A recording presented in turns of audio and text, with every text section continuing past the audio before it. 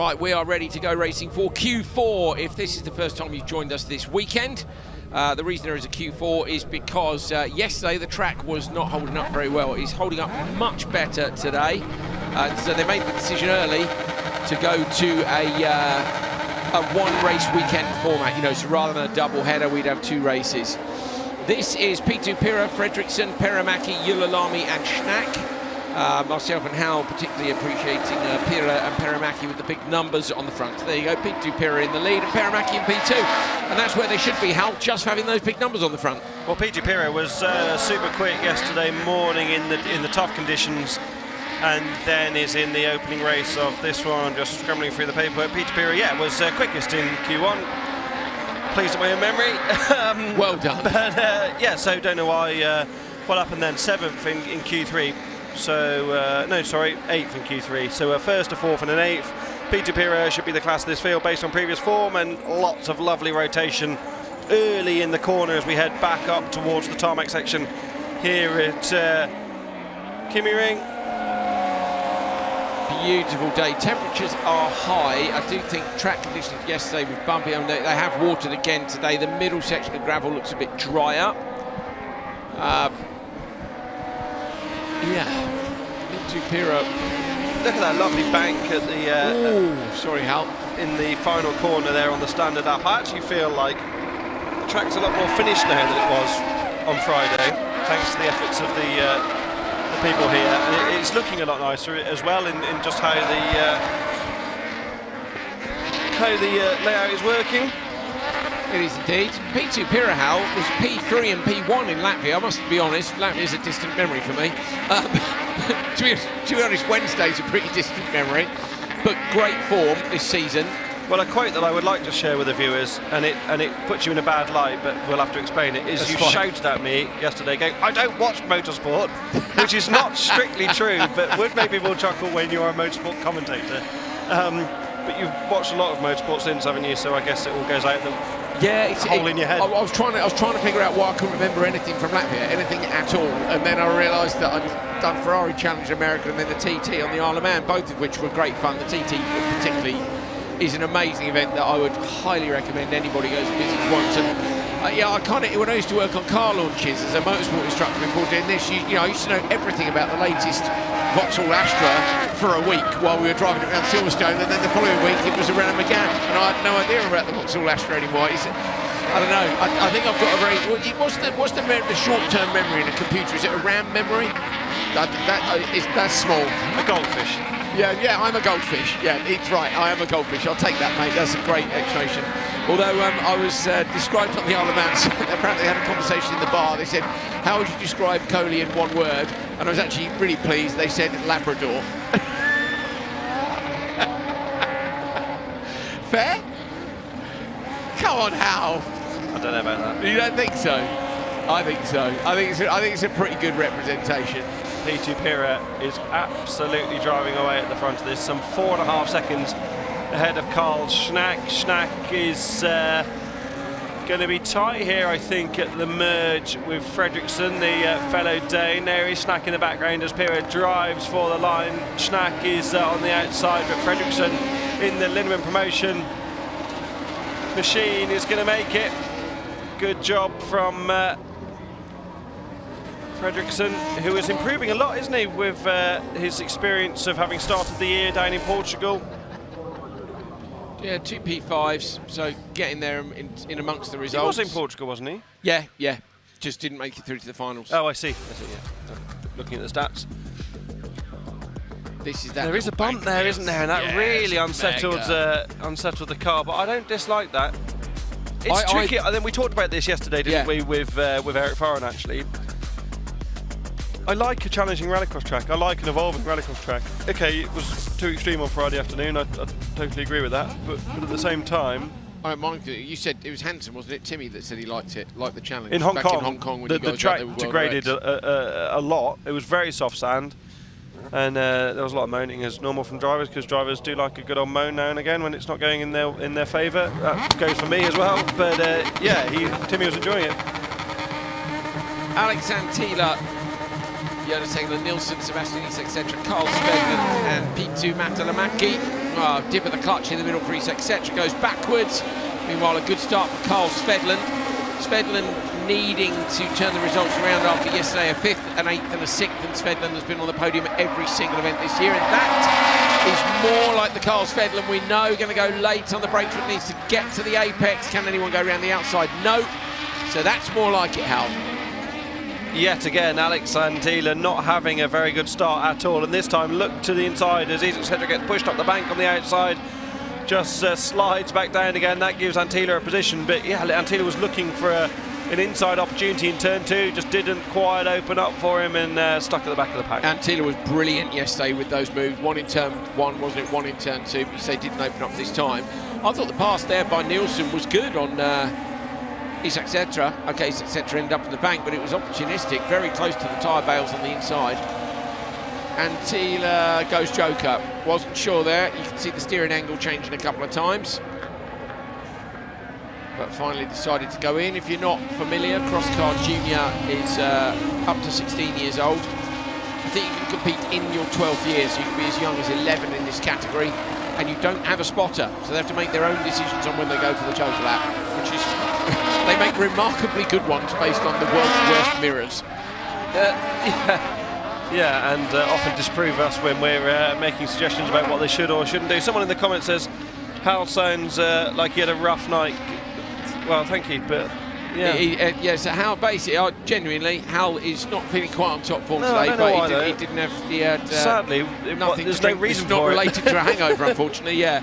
And I'm not going to lie, we have both been hungover before on air, but today is not that day. Yeah, he's a little bit under the weather, I'm guys. wondering if it's something to do with mosquito bites, because I'm absolutely riddled with he's them. peppered. If you'd machine gunned him, there'd be less holes in him than there are right now. Gruesome. Yeah.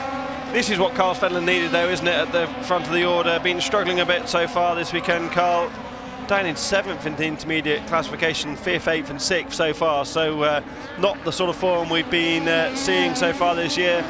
From memory, Svedland's won all but 2 finals, has he, Andrew?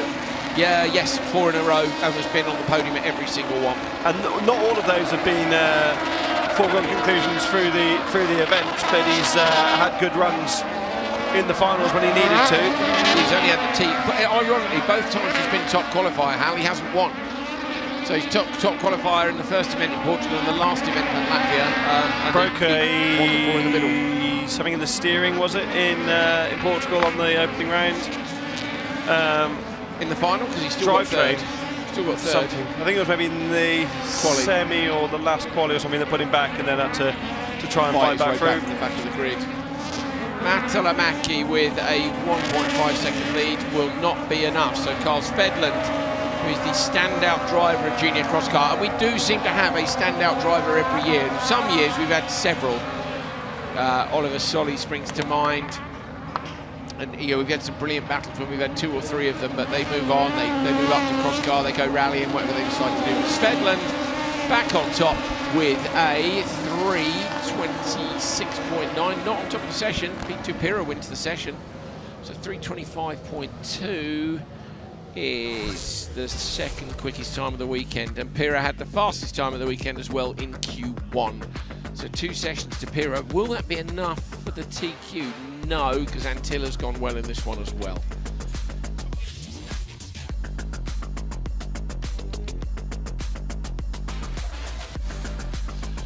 Three wide. The juniors do put on a decent show. Some great passing in the background as well. Not this lap, it was actually the previous one. Svedland is back on form. Second in this session, which I think actually is Svedland's best session of the weekend. It is, yes. 5th, 8th, 6th and 2nd, and I'll bet you that'll stick him up onto the front row, and then you'd have to say fair go for the finals. What can he do? Svedland, Matalamaki, Nielsen, Antila and Isak, etc. And that is the spotters gallery you can see behind. If we bosh the graphic out of the way, you'll see the spotters up there getting a lovely suntan. It's a big balcony on the front of the building. It's actually the only balcony on the front of the building. Lovely big rooms upstairs for corporate stuff, because this circuit was designed with the top levels of motorsport in mind. Alex Antila is your top qualifier. Oh, on Svedland, I'm wrong. Svedland just misses out by 1 point with a P2 in the last session on being on the front row, so a little bit of work to do, but I think with the way turn 1 is, it can still be done. Pirra, Martelamaki, Nielsen, Svedland, Isak, etc., Manisto, Hukka, Fredriksson, Perramaki, Yulalami and Schnack. The top 12, they are your semi-finalists for later on today.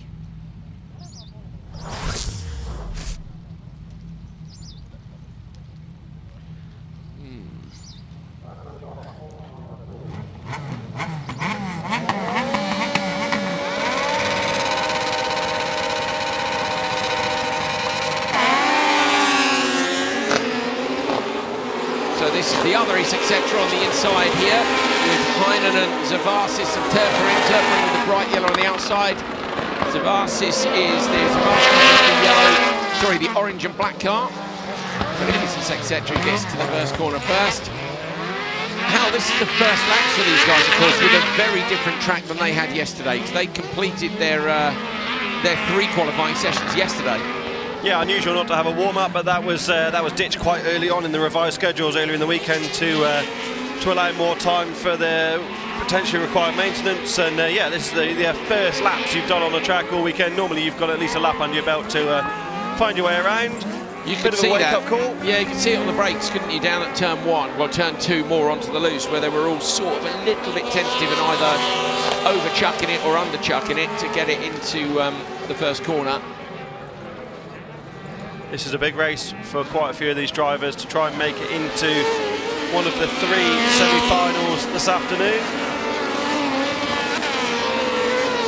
That is Heinonen, already choking on the first lap, new driver for the series as far as I can remember.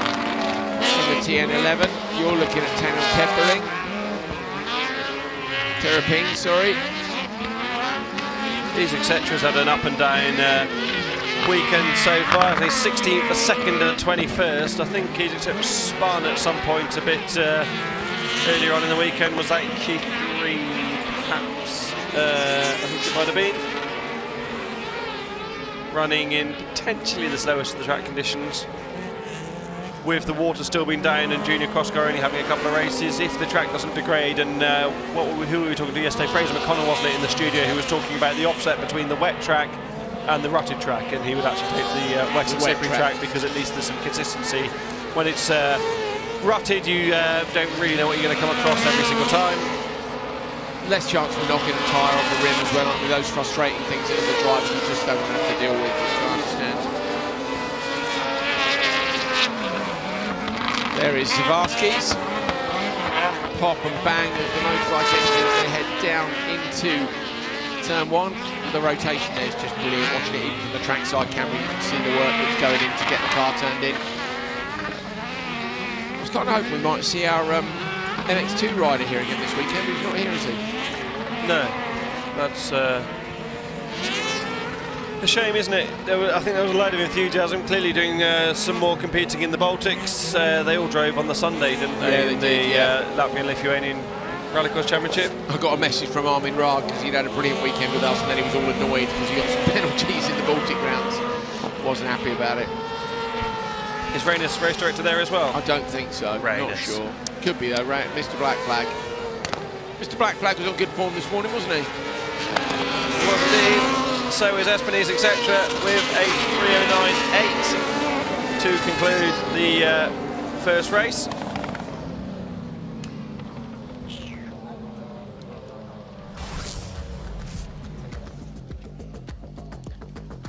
Have a look back. Made a good start, did Ease, etc., in the blue machine,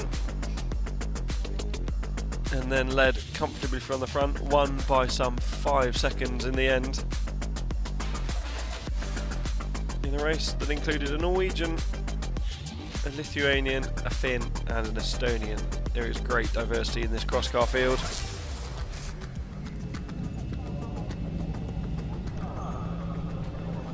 Confirmation of the result. He's etc. doing what he needed to do to try and climb back up. 14th overall after Q3. Within the semi-final positions as things stand, but with 3 semi-finals you really need to be at the sharp end of the grid, because this first corner could make things different, but it's very difficult to climb up from the back row. Marku Muru, Maiju Niemi, Nicholas Jensen, Frederick Martin and Axel Schnack. Great start from Maiju Niemi. She got brilliant starts yesterday and she out-dragged them down to turn 1. She's got a good one again today. How far forward is she? Can't see from that shot, but she's, I thought, gonna say she's got the whole shot around the outside. I think it's Jensen has got her, and then someone's mugged her on the inside as well, and she dropped down to P4. That's a bit of a shame. Contact in the background. I think it was Schnack, was it, in the lead, and Jensen firing it up the inside, but to be honest, can't tell the difference between those two speed car machines. From the front there, Andrew's paperwork's gone for fly around the Elmsey awning. It's gone for a Burton. See you later, mate. See you in a bit, yeah, I'll go and get it. Maiju Niemi, we were championing her yesterday and how much she's improved, looking very comfortable in that car, isn't she? Ahead of another rising talent, Frederick Martin, in the background with his fully bare hybrid of carbon Kevlar livery. Yeah, we were also comparing Maiju to Phoebe Cake, and the fact that Phoebe is just here, taking a massive step up. And actually, Phoebe's dad this morning said, didn't he, that if he'd been a bit more aware of Rallyx, he probably would have sent her the junior cross car route. In terms of feeling the car moving around a bit more underneath you. I mean, you do chuck the Swifts around, but they're front-wheel drive. Obviously, a rear-wheel drive cross car is maybe more akin to getting on the throttle of a four-wheel drive early on the exits. That's the junior Swift category in the British Rallycross Championship that Phoebe has transitioned from. And it's great fun, by the way. I've been lucky enough to do a race there. The poor old Silverstone circuit is gone. Still one of the highlights of my rallycross career, how was when the timing screen went wrong and showed me faster than Hansen and Loeb, who were there doing a recce for the World Championship. Is that really a highlight? It's a nice thing to have. I think it's hilarious. Well, it's a funny one. In terms of my rallycross career, it's definitely a highlight because I'm not that good. Doesn't It's pretty, you know what I mean, don't you? The other one is when Chronomotor, when I lost the bet with Ekstrom and had to run the track in Argentina, do you remember, in my pants? And Chronomotor put the timing screen on, they timed my lap. I've got a screenshot of it somewhere. Someone came and stuck a number on my arse, basically, shortly before I set off, which was fairly funny. So no more bets with Ekstrom ever. He's requested a bet a few times via WhatsApp, and I'm like, no chance, mate, no chance. I wanted to bet on him. He's like, no, you can't bet on me, I'm betting on me. I was like, fine, I bet on better. What was your rallycross highlight from a driving point of view? Me? Yeah. Oh. Probably, although it wasn't competitive, probably driving the lights car around Hollis. It's such a wicked track, you know, it's a dream track to get a go on. Yeah, driven around in the rental car loads. You can't send the rental car around there because the jumps will just destroy it. And to get the chance to drive one with Ericsson on board was brilliant. So yeah, Jensen up into the Joker. Someone retiring, that'll be Schnack, unfortunately, in the background, was retired on the Joker on the last lap. That is a bit of a gutter. Over the line, Jensen clearly in front.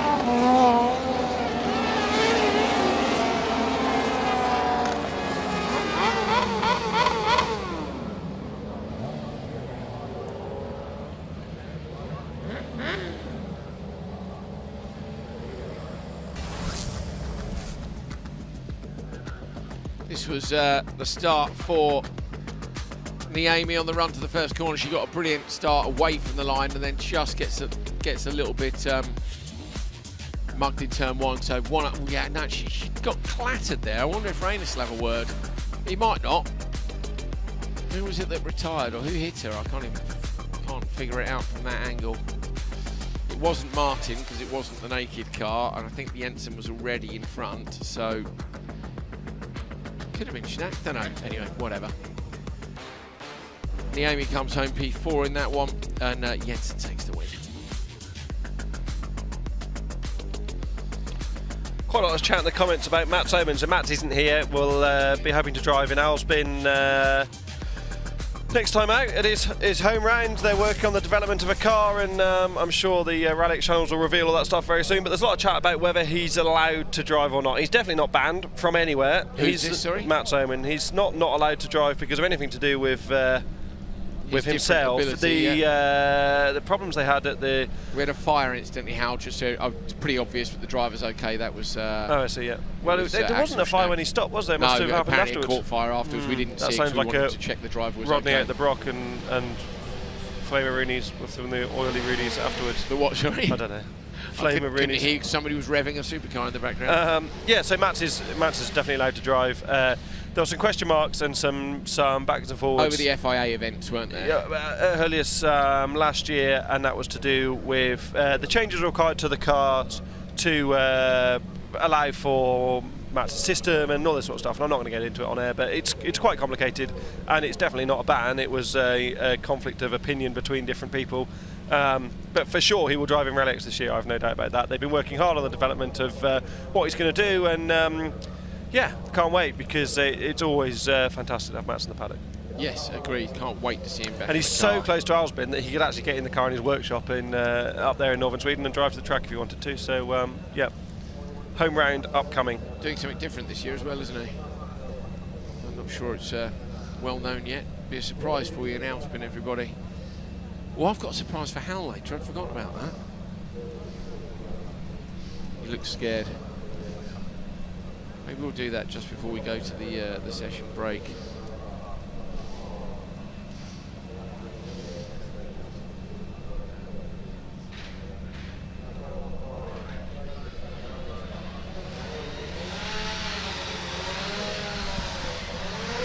Yeah, 3 races, mate. I'll give you your gift. How about that? He's really unhappy about it. Not unhappy. You're honestly, I reckon you're going to love it. Is it a full send medal? No. No. Do you want one? Actually, you should get one really for the obscene amount of time you spent building a rallycross car in the run-up to Laureate Legends. He should get a full send medal for that. Let me know in the comments on YouTube, should Hal get a full send medal for building a What have I done that's more car? Sendy in a car, though? That's what, sorry?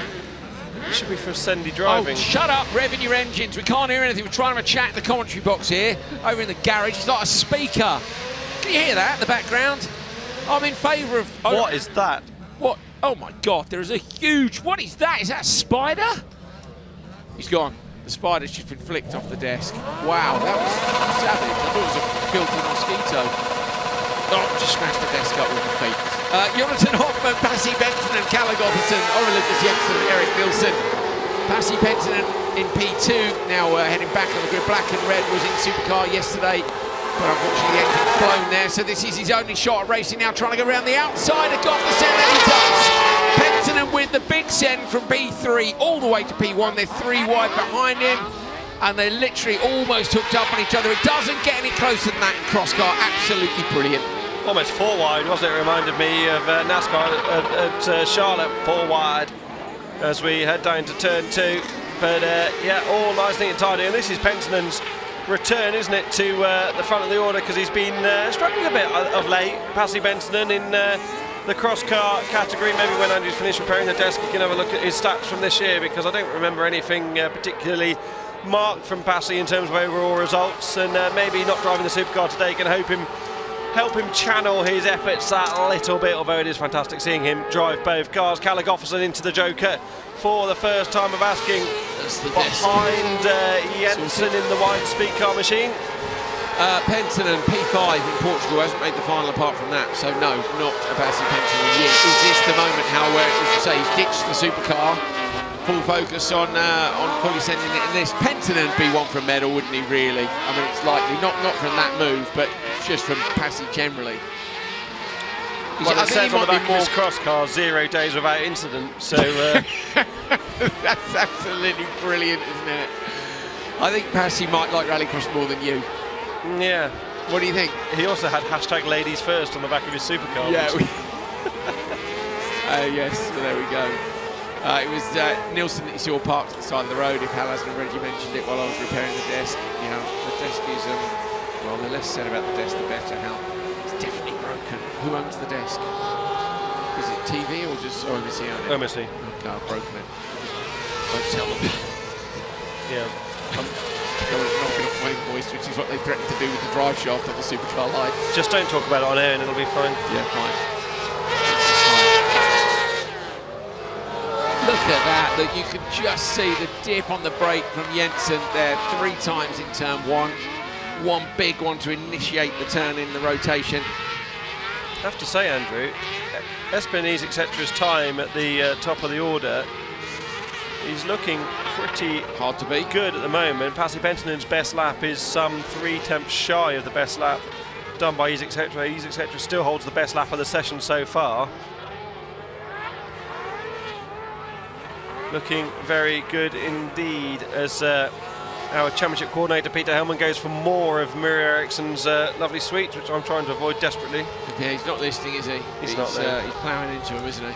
Oh, he's listening now. He must be on a delay over there on the desk. Yeah, that's it. Crunch, crunch, crunch, mate. Pentinen drives for the line. Come on, Pasi, let's go. Nice, tidy Joker lap. Could be it. Could get the quickest time. No. Ooh, 0.4 of a second. Pasi Penttinen slots into P2. 3:10.2. Right, 2 more races to go, and then Hal's getting his present. Oh, actually, we're going to have a recovery. We can do it now if you want. Let's have a look at this. I'll need the lights on, Peter. I've got a present for Hal. If we get a recovery, if we don't, no, you have to switch it back off again. Sorry. Here we go. So down towards turn 1. Lovely move from Penttinen.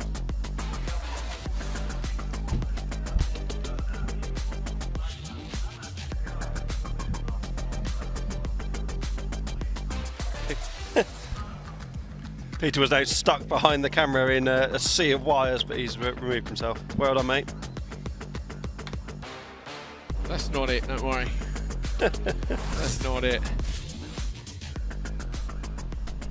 Pasi Penttinen takes the race win, but not the fastest time. Second overall in the session for Penttinen. Hoffman, Jensen, Gotherson and Nilsson was unfortunately the DNF. Right. So Mike Stone over in America, one of our long-term watchers, is a lovely bloke. First of all, he's made us these Island Rallycross stickers, which I absolutely love. Here we go.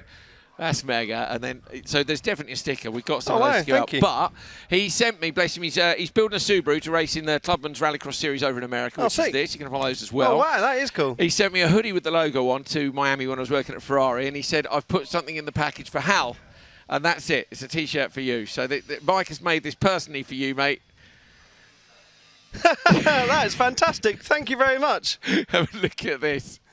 Rallycross, a horrible addiction. Well, it's true. Thank you. It's great, isn't it? Thank you very much. Yeah, Mike, that's lovely. Thank you, Mike. You're super kind. Thank you, mate. Thank you for thinking of Hal as well. Mike is a big long-term viewer and supporter of the sport. So you might have seen there's a couple of lads who are building a real Clubman spec Rallycross track out in America. I'll find their. I follow them on Instagram. Yeah. Yes. And it's a Mark Waleska on Island Rallyx. It's wicked, isn't it? Yeah, Island Rallyx. We've got some Island Rallycross stickers. So if you're at a venue, come and see us, and we can give you one of those. But yeah, how many of those have you got? Loads. I could be about to get fired, but.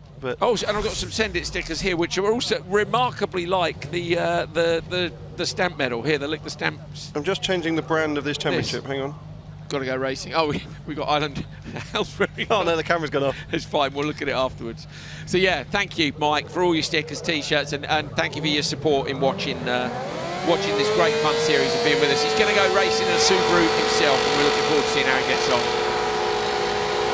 Patrick on this side of the grid, then Kiel, Rag, Orav, and Vettel 3 on the outer side. Vettel 3's got a great start, but needs to close the door on Kiel in the 91. Kiel is getting swallowed up on the run to the first corner anyway.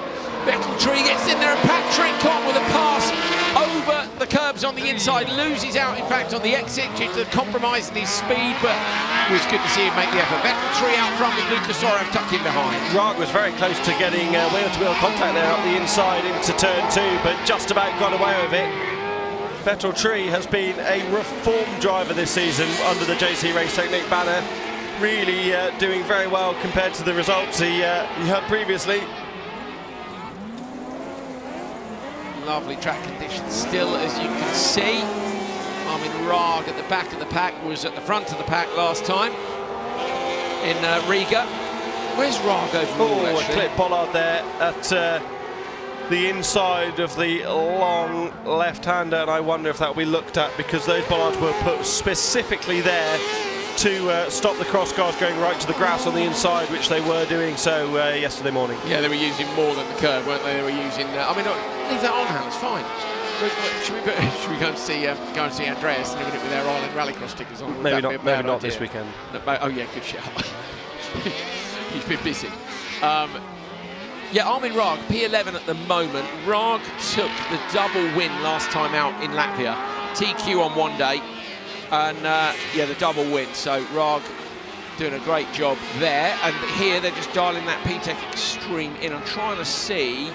In fact, Andre Kiel is ahead of him. So the two P-Techs, how many are there? Two? I thought there were three. It's got double page entry on this. There are three. Yeah, Kiel, Rag, and Muru. Yeah, Muru's down in P22, but at the minute there's two of them in the semis. Now, of course, there's 18 in the semis, but he still won't make it in P22 at the minute. So Kiel and Rag are in at the moment. Well, I think, yeah, coming on to the last lap now. I really want to go for a look around the circuit in one of these breaks because it looks so different today compared to Rallyx, if you're listening, can you take us on a recce lap in the next break, mate? We'd like to have a look around, see how the conditions are. Rallyx, race director, one of the people who goes out and decides, along with Andreas and Kevin Eriksson, about what the track conditions are and whether we'll have a break and how long that break will be. And nobody's actually told us yet. I've just chased that with race control to see how long the break will be after this, because we've got one more race of cross car, and then in theory after that there's a little track maintenance break. Yeah. Lucas Orav with the fastest lap of this session, or this race so far within the session, but not faster than Ease Etc. went earlier on by some 0.4 of a second. So the time of Ease Etc. at the top of the order, there's a very close battle here between Orav in second and Tree up the top of the order. What are they going to do as they cross the line? It's a 2:11.4. Not enough to trouble Espen Ease Etc.'s 3:09.8. So is Ease Etc. looking at the fastest time here, and has he set a fastest time this season? I don't think he has, from memory. Well, he hasn't made it through to the final anywhere, so I would suggest not. I can't actually remember which events he's entered. I'll have to make my stats a little more comprehensive, I think, Hal. Doing finals only at the You were minute delighted at your streamlining of your stats, and now it's going to bite you. Looking like, trouble, it takes hours, and I sit in front of the computer with a spreadsheet open, and basically I just think, what else would you be doing? Well, I could walk the dog, sit in the garden, play radio control cars, watch Star Wars. There's any number of activities that I could be partaking other than sitting with a spreadsheet open in front of me. But yeah, maybe finals isn't enough. They're very uncommitted of you. I'll tell you what I could do. I could just slap an X in there if they entered the event and didn't make it, couldn't I? I'm thinking maybe just their qualifying position if they don't make the final. A DNQ? Yeah, but then sometimes that means. Yeah, but if you have to make your own DNQ. I have DNQ, DNFs, DNS, DNQs. Yeah, I'll have to think about it. Very boring spreadsheet chat for you live on air. Big burst out on the inside, a wheelie from Lalami alongside, then Serna, Yuga and Lindenquist as well. Serna with the red scoop on the roof, Yuga with the green one late on the brakes. Freak Merstappen around the outside and was collected from the rear down towards turn 1. Merstappen goes late again on the brakes. Lalami gets marked and pushed out wide, drops from P2 down to P4, just holds on to that, so the two teammates in P2 and P3 gone out. Good traction from Lalami though from the outside of turn 2, so clearly there's a lot of grip there as well. You would not have got that done yesterday. When you got washed out there, you were dead and gone, so clearly the grip is much more broad across the width of the circuit now. And Eek Merstad absolutely flying after that rolling Q2 yesterday. Got back and set the fastest time in Q3 to move to the sharp end of the field again in cross car. The two pace machines split their strategy, but there's going to be contact there in the run up the hill. Lalami gets forced out wide, just about holds on to the car. Must have got a brilliant exit from the previous corner, how to make that amount of time up the hill. Oh, he's dropped it, puts it out too far onto the dry dirt. It goes around to Lalami. That's a shame. After an amazing exit on the run up to the Joker, ends up losing a lot of time. Brilliant flying from Viggo Koch, the drone pilot here in Rallyx, to respond to that incident and rotate the drone to look at what was going on underneath him. Lindenquist livery looking epic. He got a full send medal yesterday, as did this man. If you missed it, he rolled in turn 1, didn't even stop and carried on going. Unfortunately, broken steering put paid to that, but it was fire. In his own words, the front left suspension had left the chat, so there was nothing he could do. It was brilliant, was it? But said super calmly, like only a Scandinavian can. Right, Turner and Merstad. Turner is feeling so comfortable in this car and almost drops it. I nearly mugged him there with the commentary curse. Decides to go Joker. He said yesterday it's the most comfortable he's ever felt out. Watch teammate Ugar though on the inside, climbing the hill, gets the rotation done at the apex, and he's ready to fire it back down the hill. Turner's on the outside.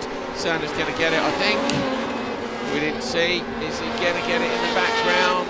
Yeah, they're still side by side in the background. Turner's got it. Turner's definitely got it. 58.8 for Thomas Merstad is the best lap, which is much quicker than Ease etc. went. So we are seeing the best of the cross car drivers in Rallyx absolutely laying down here, and I will bet a lot on the fact that this is going to knock Espinese etc. off the top of the timesheets, barring any sort of disaster in the last couple of corners for Thomas Merstad.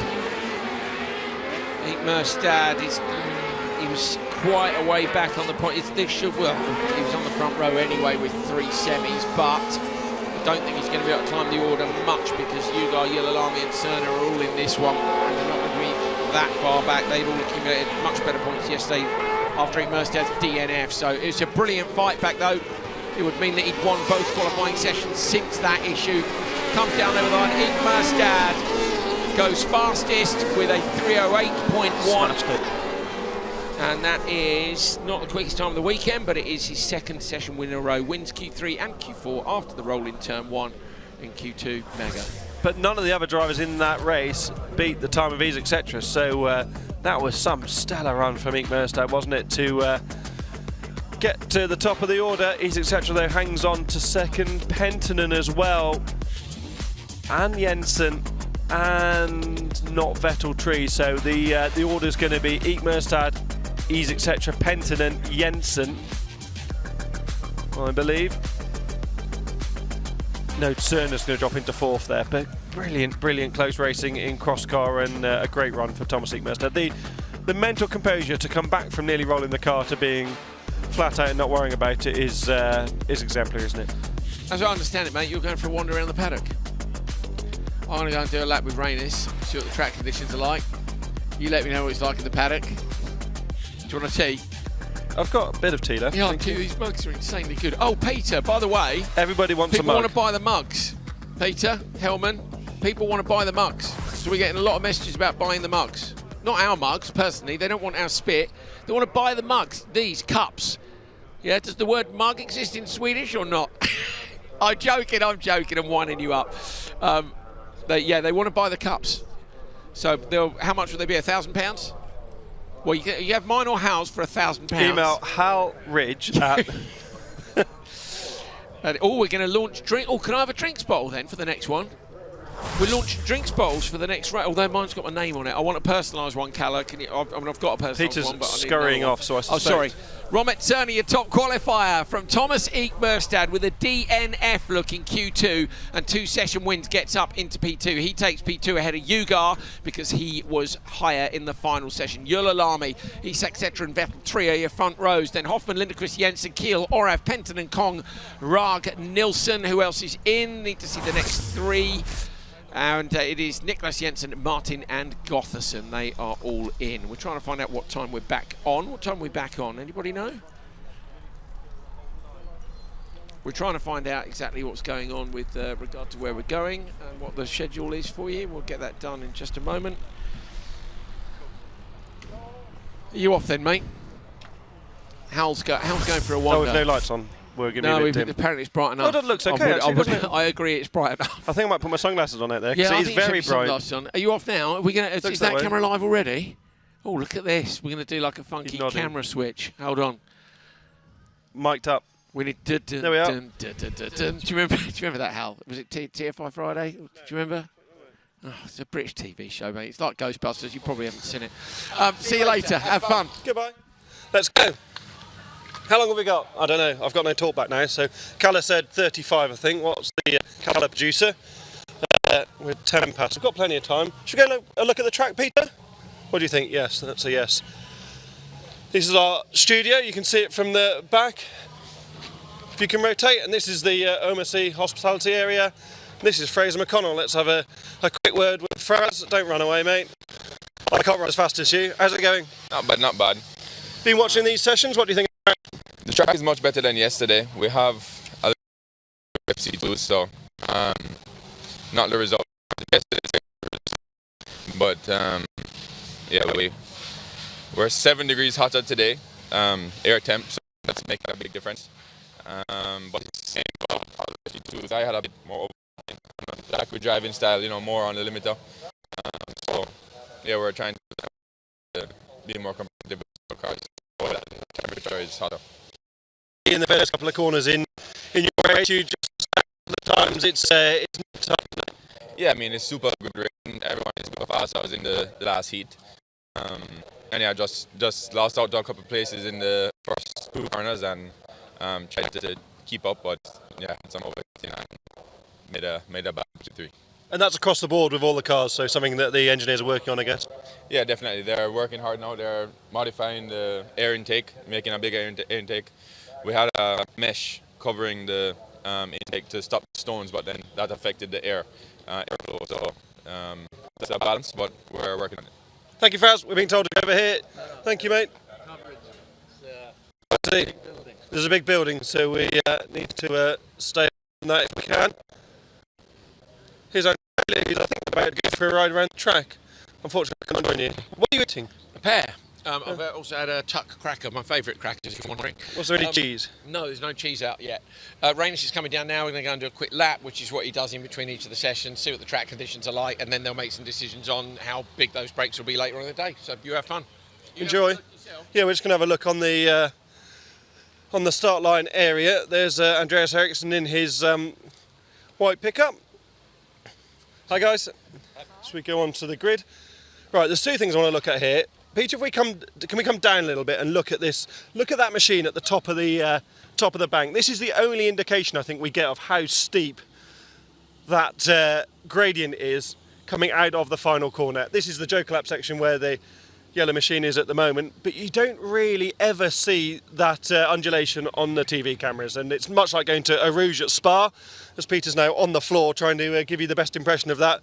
It's much bigger than it looks. It's steep, it really is steep. This is what I wanted to look at, because yesterday a lot of the gravel was being pulled out of the loose surface section onto the start-finish straight, and that was really affecting the start area, Peter. If we look where that big number 9 is on the barrier, there was a lot of gravel being pulled right to the outside of the circuit, and that is much less today. So that is clearly showing that the gravel is bound together considerably better than it was. I'm going to have a little look over the barrier. This doesn't make brilliant TV, does it? But yeah, the loose looks so much better. They've done a fantastic job overnight here.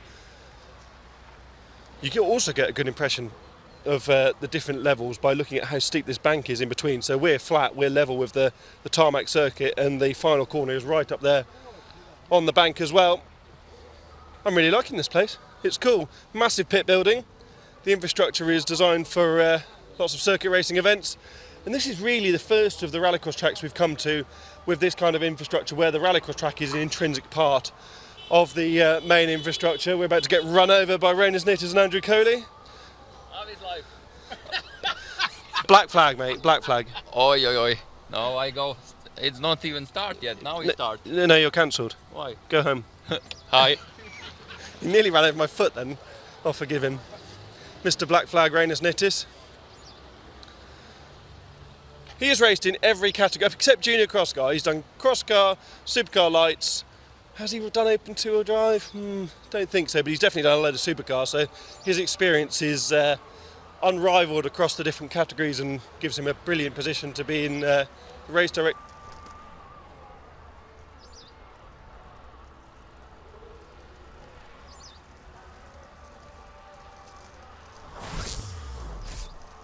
Supercar lights and open four-wheel drive for Q4. Lost connection because of the building.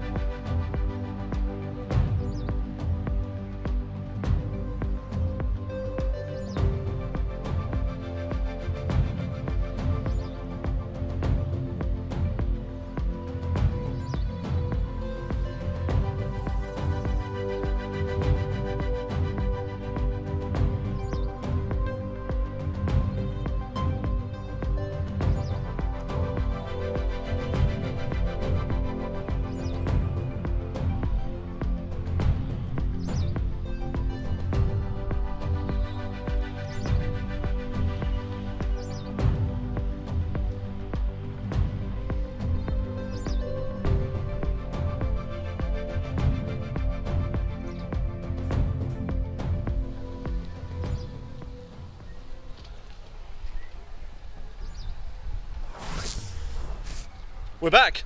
Hello again. So there's a big antenna on the top of this building over here, and unfortunately we went slightly out of range with the RF. First time we've done this this weekend. Hopefully we work as we go up the paddock. So behind us is the Team Ferrin squad. I won't make Peter turn around.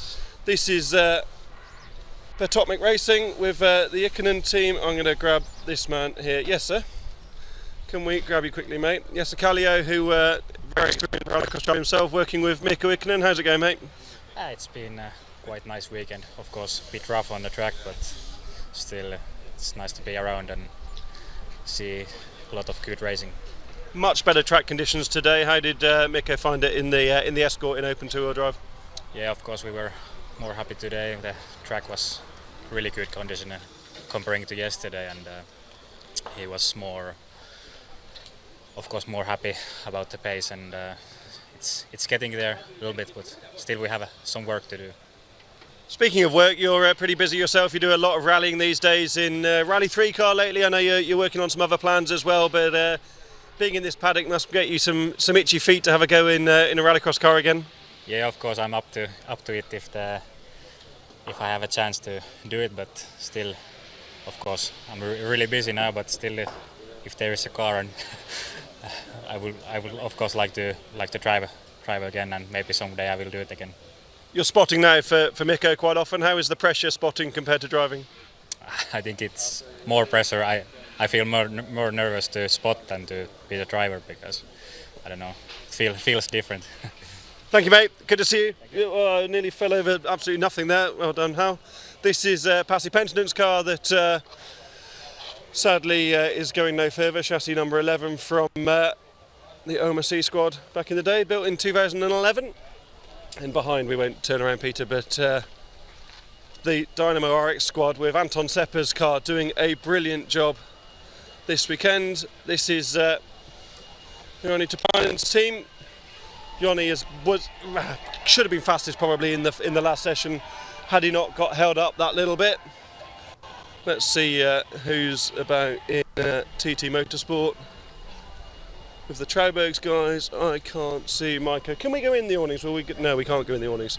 So we need to stay outside. That's going to make things a little bit more tricky. Let's see who we can shout at in Hedstrom's team. Okay, Peter can't go in, but I can. So let's see who we can grab. Who's behind here? Yeah, we're looking at Hedstrom's cars. Okay, here's Philip. Have a quick word with Philip Turen. Difficult day yesterday, mate, but a good run this morning. Yes, we had a really difficult day yesterday with the engine failure. It's so much better today when we finally on the track, and yeah, we did pretty good, so I'm really happy with that. You waited till the track conditions improved, so I guess quite good timing as well.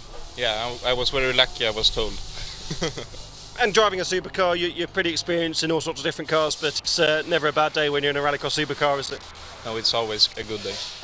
Good luck, mate. See you later. Philip Turen driving the Hedstrom's Polo. Let's see who else we can grab quickly here.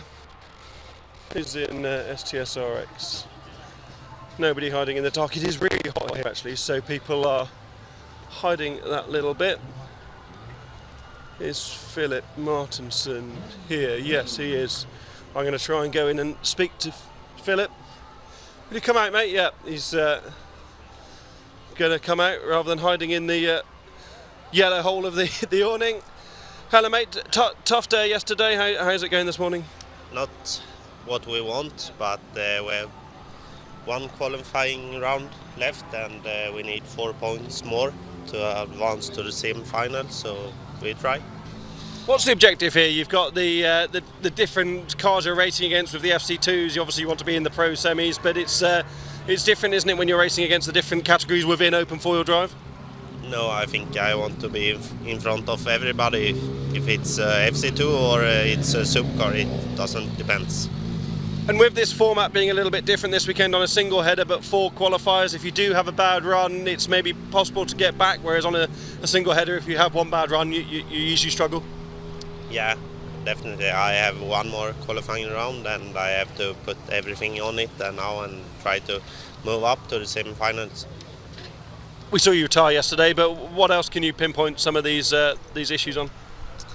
Yeah, it was in first qualifying. I got squeezed and broke the steering, and then I didn't have the pace at all. So it's a hard weekend. Good luck, mate. Well, I hope you make it. See you later on. Let's see if Lucas Anderson is down here. Yeah, JC squad. Let's grab this man actually quickly. Nicholas Dubnard, I know you like asking questions and not answering them, but you've been to loads and loads of rallycross events in your career. What do you think of the Kymiring venue and the effort that's been put in to have a great race today? It's a fantastic track, honestly. I was surprised coming here. I didn't expect a layout like this. Gravel part were a bit tricky during the first day, but honestly the track layout is just awesome. A lot of elevation. And I think we didn't see so much gravel on the track since a lot of time. It's a pure rallycross track, even if it's in the middle of a big Formula One MotoGP site. So it's really good for the sport. I think I'm looking forward to come back next year to see how much the organizer just put a lot of work into it. So. And for me, it's unusual to come to a venue like this that has the big infrastructure, but the rallycross circuit is in the middle. The start line works on the normal start line. You return onto the start-finish straight, so you can actually use the infrastructure. It's not like a Barcelona or somewhere where the rallycross track is very separate to the infrastructure. Exactly. So it's in it's completely in. It makes sense. It makes sense. Like it's not a part that you just add on the side because it's the only place you can build a track. Here it's just like, and I mean the elevation. It's a flat. It's a flat site here, but we have elevation everywhere, and I think it's just fantastic for rallycross. So looking forward for the final also because I think it's just the beginning of the show. So see you after the final maybe. Thank you, Nicholas. Fantastic to have Nicholas Dubnard here with all his experience. PureRallycross.com is where Nicholas does his stuff. Normally also works hard. Let me just, sorry Peter, quick turnaround. Let me just jump in here, see if I can grab someone. Is there someone to talk to in here? Yorick, can we grab you, mate? Have you got a sec? Just speak to Yorick Linneman and then we will wrap up ahead of Q4, continuation of Q4. We've started Q4 already. Sorry mate, we haven't got enough signal to go in the awnings. What was going on at the start there? You had a poor start in Q3. The pre-launch was absolutely spot on, so I tried to stay on the start line, and it was too low. So it was a gamble because yesterday I had really bad starts. So I tried to gamble to have the perfect launch, but it was not good enough. Luckily, I could overtake one of the others on the lap one, and the two in front of me took Joker, so I got some free air and put in good lap time. So I'm really satisfied with P3 in Q3. We had a great chat with you in the studio yesterday about the launch strategy and how you go about being in a supercar. Talk about that scenario. So you've done the pre-launch, so you've done it's not really a tyre warm, is it? That's a misnomer, but you do a practice start. Yeah, they call it tyre cleaning, and I wasn't on new tyres, and that's also why I got more grip, because heating up the new tyres a little bit, and the second start is absolutely maximum grip on new tyres. So you didn't change the settings at all. You did your pre-start. You drove to the grid thinking those settings are perfect, and then really you needed a bit more boost. Yeah, I did. So we will get one up next time, and hopefully I'll get a good start. We have been struggling with the engine since Portugal, and we have tried to put things correct, and now it starts to look correct. So hopefully I can get a good start in Q4. I need some more points to get in the front row in the semis. That's really the main thing to take the start in the semi and get some clean air. That would be great.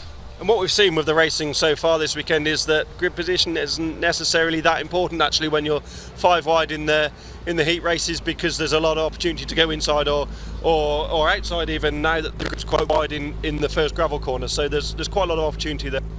Yeah, actually it's really hard, because if you're not in the line, then you are on really loose gravel. So you need to go outside and inside to try to make them then you can pass on the inside like what I did with McConnell in Q3. So yeah, let's see. I hope we can be out in front of the start.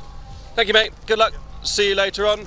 I am going to head all the way back up there to the studio. We'll be back with racing at 11:35 local time. See you very soon.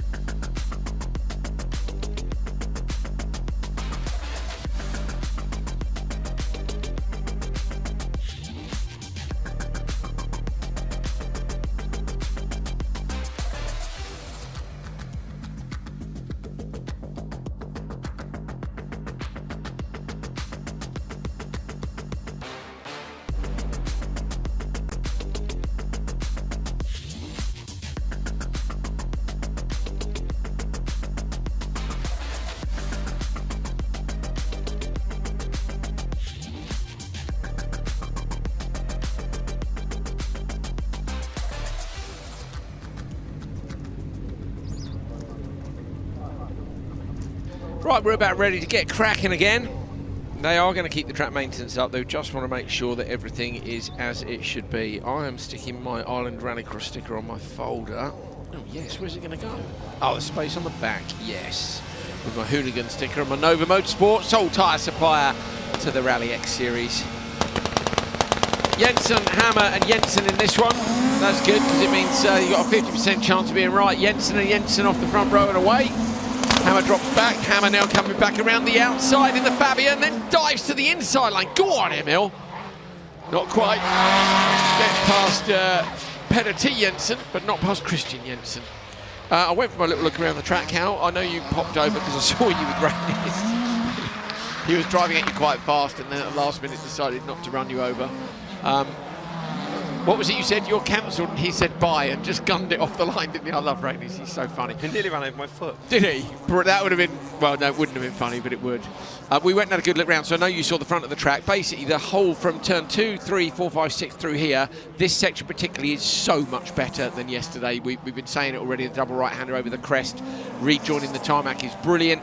The only bit which I think was struggling to hold up a little bit was the exit of the standard lap at the top of the hill. Tight hairpin, you know, a lot slow speed to high speed, a lot of throttle. I think is to be expected. Yeah, a nice wander around the paddock. Had to catch up with a few people, I hope. Yes, hence why I was eating a crisp because yeah, I know unlike you, I've been busy. I had a pear, Hal, because I'm so healthy. Yes, I had a couple of pears. Pears. We had a good chat with Maria Eriksson, which was much bants. So that was fun. I'm very pleased with my Ireland Rallycross stickers. Now we just need to execute the plan. It is rather warm now, isn't it? 27 it will be this afternoon. It's 23 now. I just called my dad. He's in France with my mum, and they're in the motorhome. Happy Father's Day to my dad. And I think, Hal, you just received a call from Soren, your little boy. It was a video, actually, yeah. Was it? Cool, Happy Father's Day, mate. Yeah, he was struggling on the whole, all three of those words, but he got a couple of them out, so that was good. Well, that's a good effort, isn't it? I understand he's learned car and daddy's car. Well, didn't he also learn Ollie's car in Lowiak? Yeah, you learn lots of things about cars. And you realise that your horrible addiction T-shirt, you'll be able to pass that on now to Soren because at the rate you're going, he's also going to be addicted to Rallycross, and that'll be a total nightmare for you financially moving forward. But I'm here for it. I love the idea that I might just hang on long enough to commentary to be able to commentate on your son competing. What do you reckon? Hopefully not. On all fronts. Savage. I hope you don't want him competing. Yeah, and hopefully you've found a real job by then. I don't want one.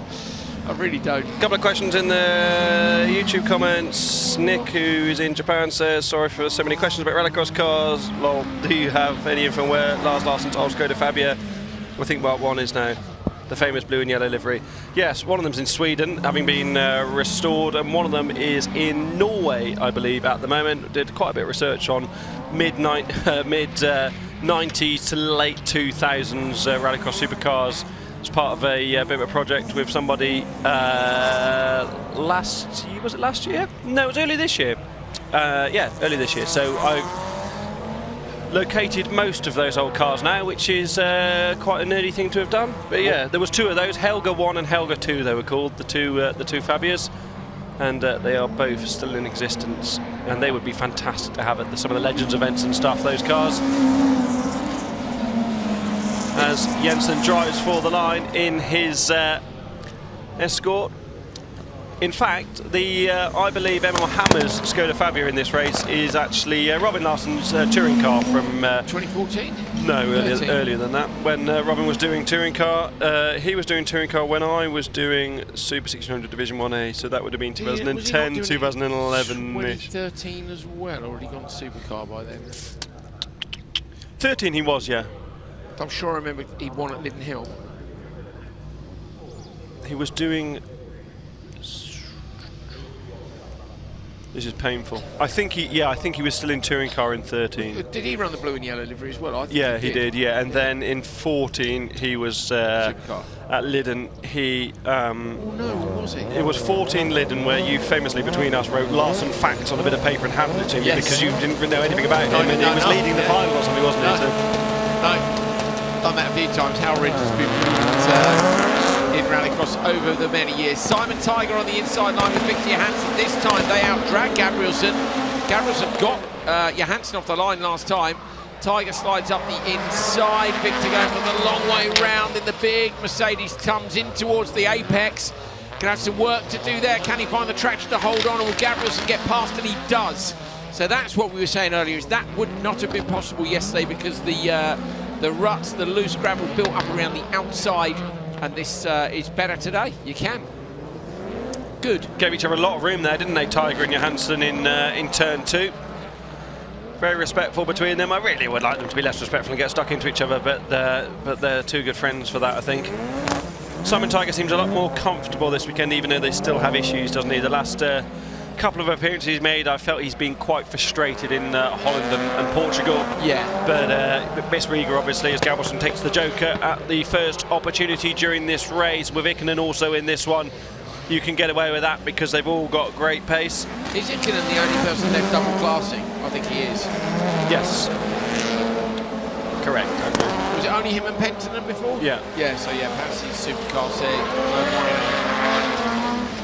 Right, Johansson, I think he will do a different strategy to Simon Tiger.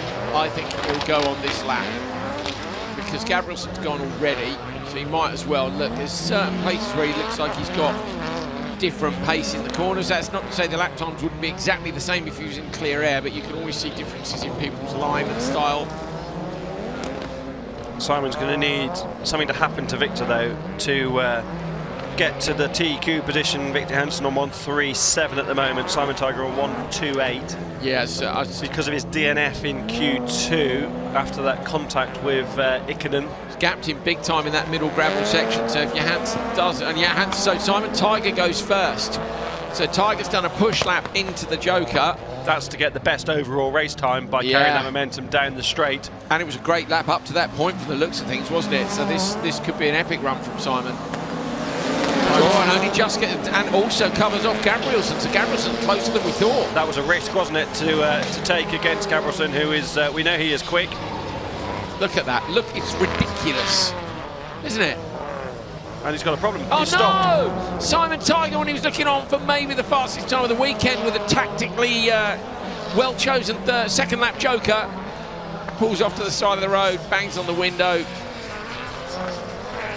Didn't see. I'd love to see another look at him banging on the window. Was he livid, or is I'm not quite sure. Maybe he was waving at the marshal to say he's okay. But that's no, he's not happy. Simon Tiger is kicking the hell out of his car. Absolutely Go on, Simon. livid.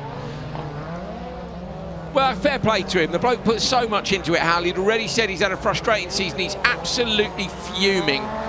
Kicked the hell out the door. And that shows what it means, doesn't it? He's I like wearing his Simon. emotion on his sleeve.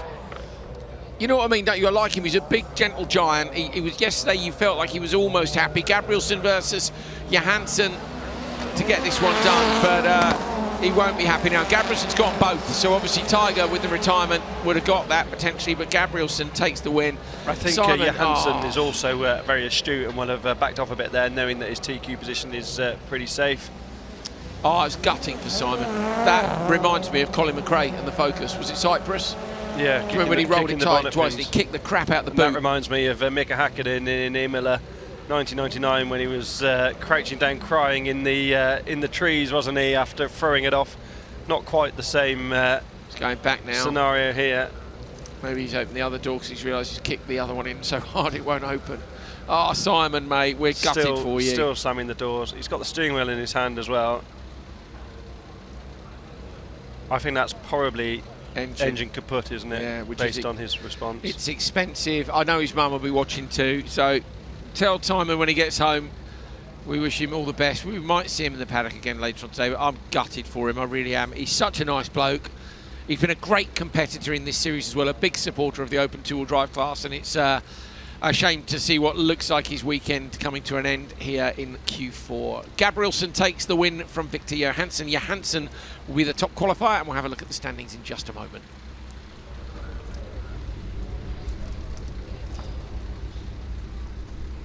Two-wheel drive, incidentally, has had enough retirements. They've already lost their semi-finals today. You have to have a minimum car count of 8 for semis, and with Simon gone, it's even lower than that. So the semis were gone already earlier.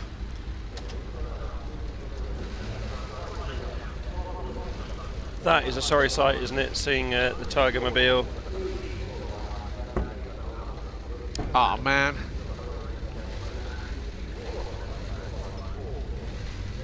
Right, Simon has parked the Tiger Mobile. I like that, Hal. We'll have that. Intermediate classification. Yeah, Johansson, TQ.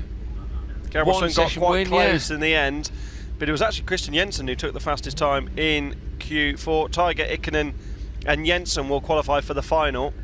But such are the regulations in Rallyx that Emma Hammer, even if Tiger doesn't start, won't be able to progress. Remember, that rule has been that the reserves don't go into the finals anymore. After some team tactics were played a few years ago, that where was Venline on that list? Was he outside the top 6? Yes. Yeah. So 4 different winners at the 4 sessions as well. So it was really open, as hence open to the drive. Norlander, Oscarson, Cake, Anderson and Larsen. Anderson with a brilliant reaction time and what looked like a perfect launch, but these cars are very equally matched on the run down the straight. Norlander on the inside in the red and white car. Oscarson on the outside moves out now from P4. Norlander looks to the inside but can't get there. Larsen now goes up the inside of Anderson. Anderson left the door a tiny bit open. That might cost both of them. The door is fully open on Oscarson's car behind. Anderson drops into P2 and slots back in. He's done well to hold on to second there, I think, but that was an opportunistic move which went wrong and cost him a bit of time. What a brilliant move from Larsen. He was learning on his feet here in Supercar Lights this year, and there's just someone up the inside of one of the class acts of the entire Rallyx paddock. Fair play. What a good job from the Linneman promotion driver. The car gets spat sideways over the bumps. Anderson has a look to the inside as they get to the end of the loose surface section. Norlander's waiting in the wings as well. Anderson might be able to go Joker here, Hal, on that one, because Phoebe, I think, won't be quick enough for them to be a problem. Yes, so I think he'll get in and out of the Joker before Phoebe Cake comes through, and if not, I think he'll probably get her at turn 1. Such is his experience compared to hers. So Anderson now, look at this. What an angle to see the drop-off on the Joker. He's going to come out into P4, he is indeed. So Anderson now on the hunt. Yeah, brilliant move by Larsen. I thought it might cost Anderson more, but it didn't, did it? Held on to second. Peter Hellman, the cameraman in that instance, and I went onto the grid, and Peter put the camera on the ground, and we wanted to show the elevation change of the Joker section with the big machine working on the top, and it is massive, the drop off in the Joker. You just cannot see it on the TV screens, can you? Oskarson's tapped the bank there twice, Hal, with the rear right. I don't think hard enough to break it, but both laps now Oskarsson has botched it off the bank in the background, and Lucas Anderson came into turn 1 super rotated. That's the good thing about those soft banks though, isn't it? That you can get away with sticking the wheel into it and it doesn't do any damage to the car. It's not like whacking a concrete wall. Who's going to go Joker this time? Oskarsson can't get the door shut, or maybe able to now, and I actually mean the physical door rather than the metaphorical one in terms of racing. So Anderson's been released by Norlander now. Norlander has gone, but Oskarsson is still there in front, and Anderson's right on the rear bumper. So Anderson is just out of your shot behind here. If Vigo drops back a tiny bit, you'll see him. Thank you, Vigo, you legend. Anderson moves to the inside line. Bird's eye view here. Anderson surely will try and go late. Oskarsson is there, though. This time he's going to open it up. Oskarsson gets 2 sideways. They both have to tighten up their line.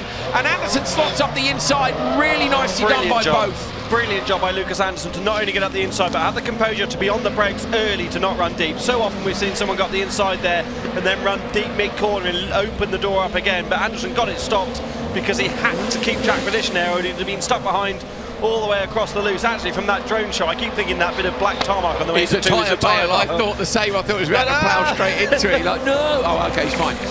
But this for me, Hal, this is the Lucas Anderson that we've seen before. This is pro driver Lucas Anderson.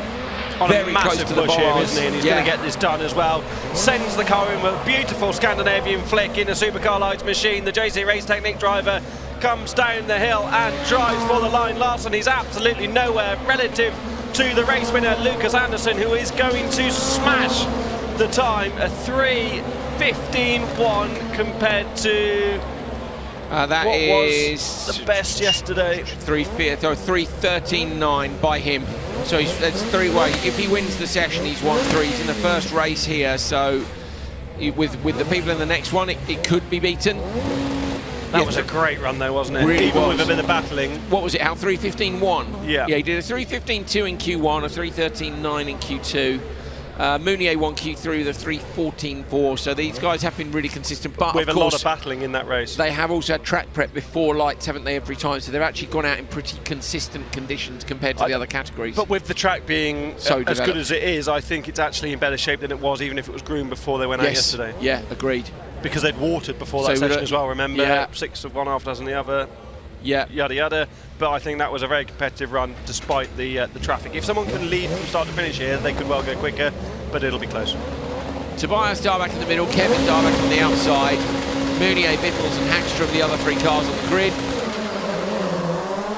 Oh, it's a great start by Vittels. A little bit too much wheel spin for Mounier in the middle of the grid. Tobias Darback is going with Vittels. Kevin's going to stay out wide, moves across on Hagstrom. Hagstrom nudges inside.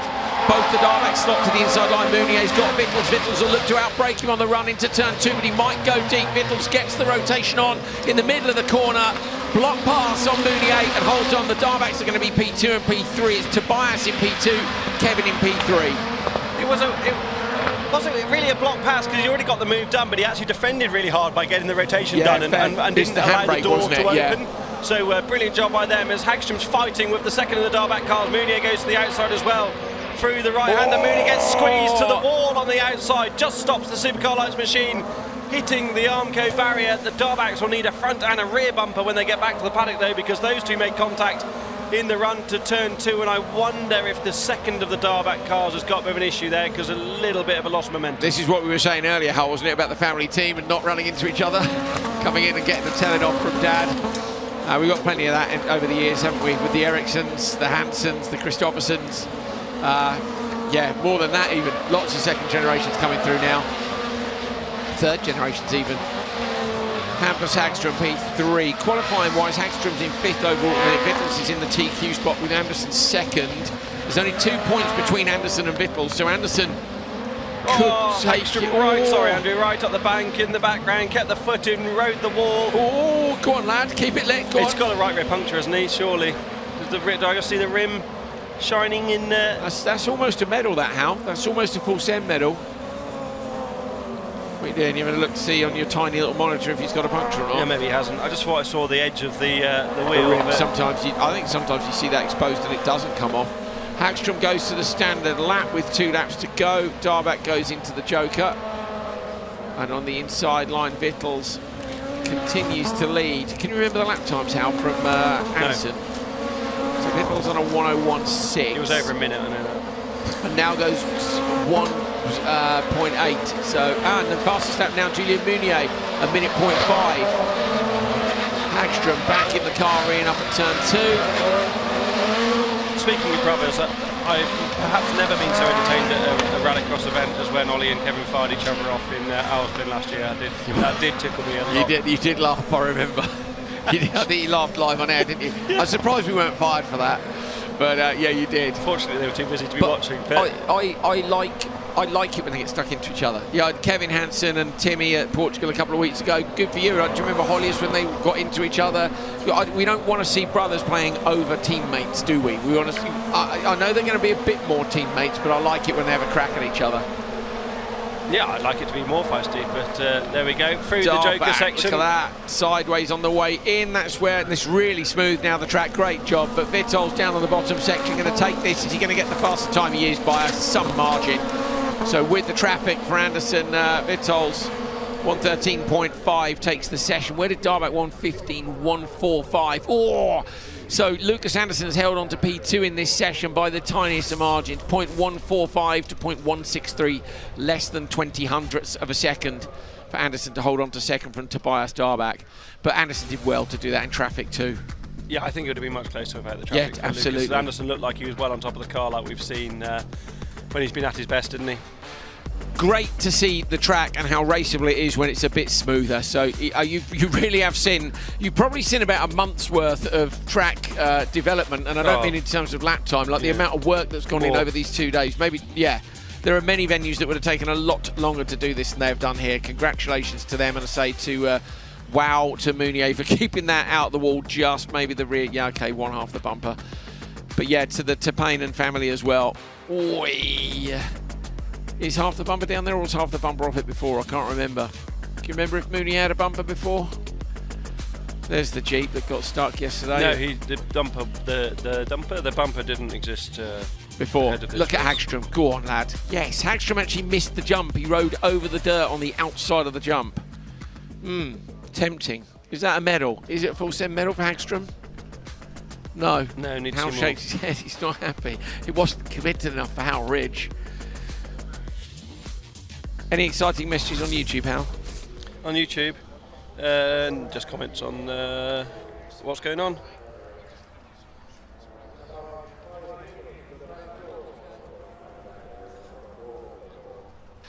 So Vitol's 313.5. A little bit of track re-prep going on, and these are your final intermediate standings for Supercar Lights. Roberts Vitol's your top qualifier from Lucas Anderson, who's done brilliantly this weekend, needed a good one, and has very much got it. Julian Meunier, Tobias Darbeck, apart from the one issue yesterday in Q3. Hampus Hagström, Kevin Darbeck, Mads Larsen, Pontus Oskarsson, and Robin Norlander. Phoebe Cake in P10. That's it for qualifying right up to Supercar Lights. How were you just removing a bug there? Did we almost catch you swiping a bug? No, Callum said coming to studios. I thought we'd stand up. Oh, no, I'm just going to chill out. Yeah, well, you stand up if you want, mate. Yeah, It makes you look even shorter than you are. Well, no, yeah, everybody says that. I'm very short in the body, so I look a bit weird when I'm sitting down and I stand up and it's like a big, stupid giant. We're at 11, 12:20, 11, what's the time now? 11:56.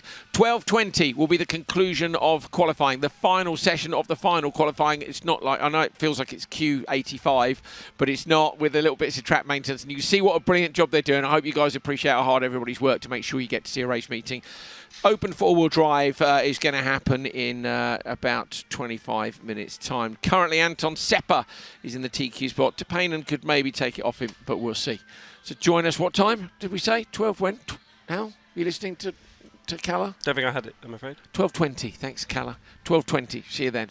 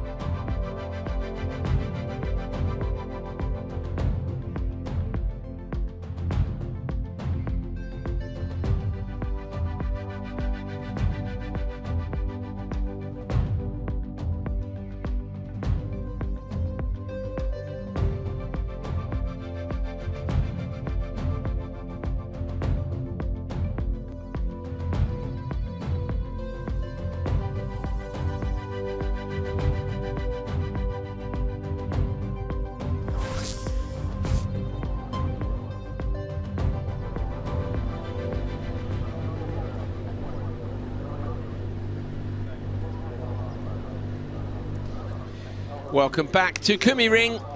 If you haven't joined us until now, it is Kymiring. We met a bloke this morning who says there's a river nearby called Kymi something or other, so that's why it's Kymiring. Fair go. And to the bloke who said I was wrong on YouTube, yeah, you're right, I was. At least I admit it.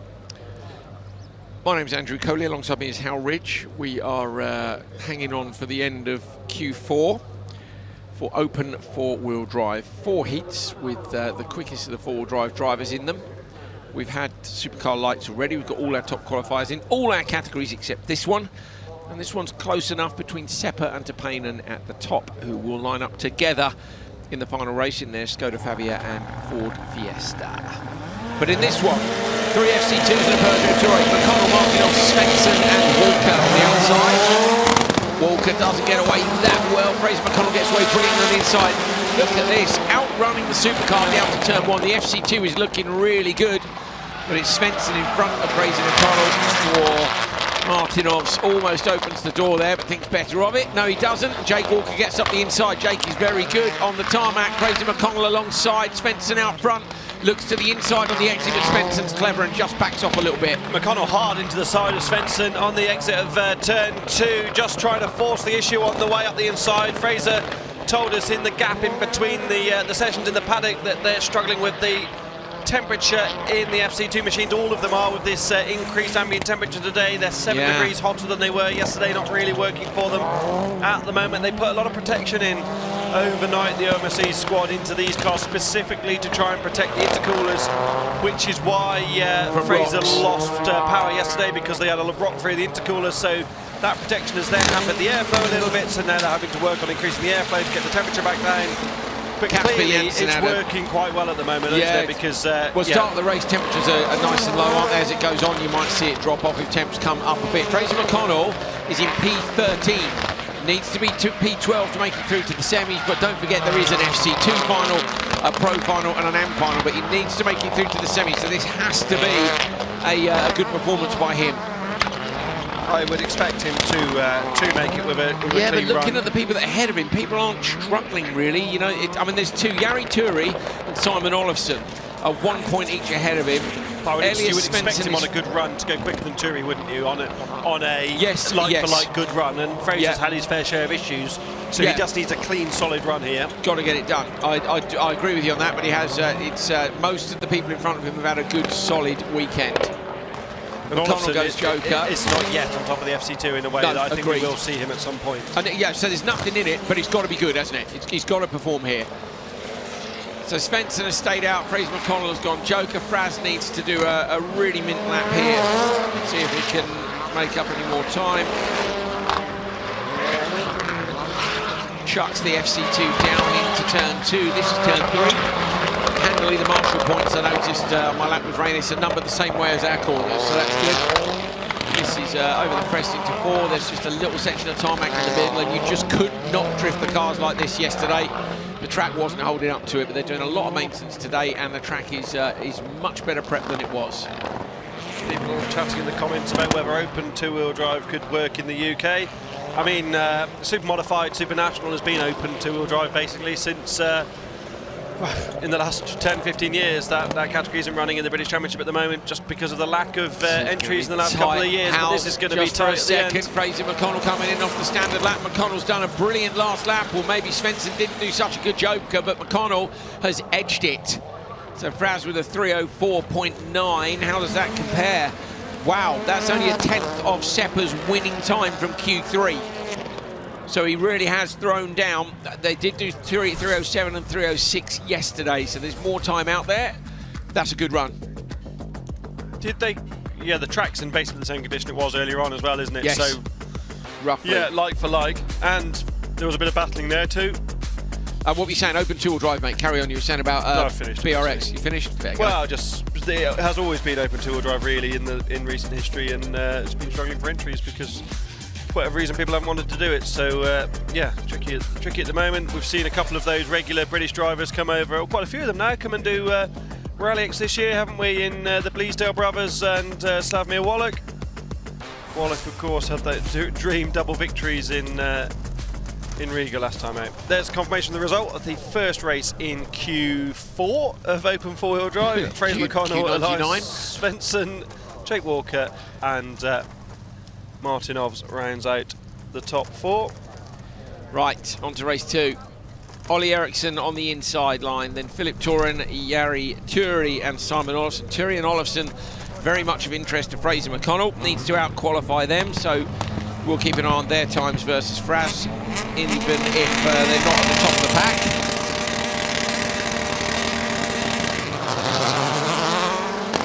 Good start by Olofsson, who goes left a little bit, but then gets out-dragged immediately by Turi on the run to the first corner. Turi comes across, Toren drops back. Eriksson 2 out-dragged, Olofsson took going all the way around the outside. Eriksson looks up the inside, he's halfway up but not enough, and he ends up in the bails. The bails go for a Burton, roll across the inside line. The FC2's held up well, he looks up the inside again. Is he going to get another tyre bail? Not quite.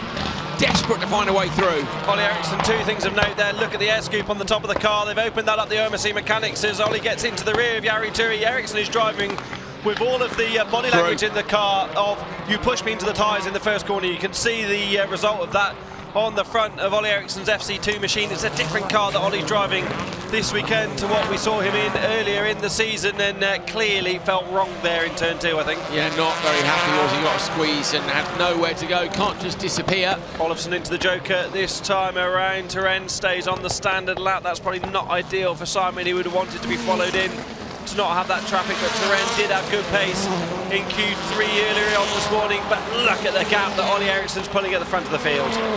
Yeah, he's driving away from them. Eriksson's lapped him 60 seconds, 0.2. Double wave yellows, that's just because the tyre bails moved. That's a bit over the top in my opinion, but there you go.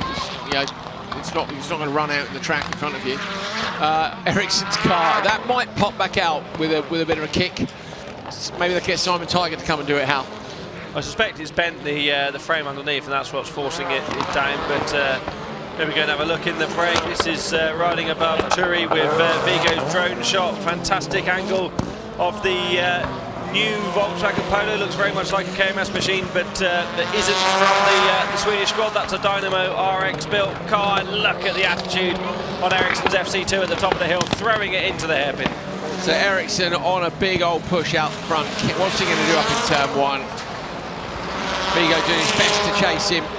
Rotates the slightly differently shaped FC2 in. Well, with the vent that they've done on purpose for airflow and the bonnet or the hood that he's done by driving into the tyre bail, it does look quite different, doesn't it? Look, it looks like someone's been jumping up and down. It looks like Petter's roof after a win back in 2014, 2015. And in what the front, and the air scoop looks like an inverted version of the, the jump-top roof.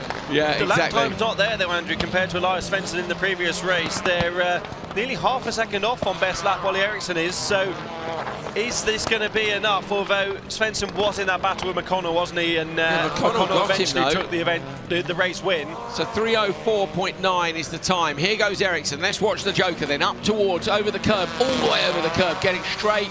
Then in, he locks the front right and misses the apex by just a tiny bit. Now we flick it right, drop it down the hill, up through the gears. The gravel fires out of the rear mud flaps over the line. Eriksson is looking for McConnell's time, but he's not going to get it. Fraser McConnell remains at the top of the table. Eriksson goes 3:07.1.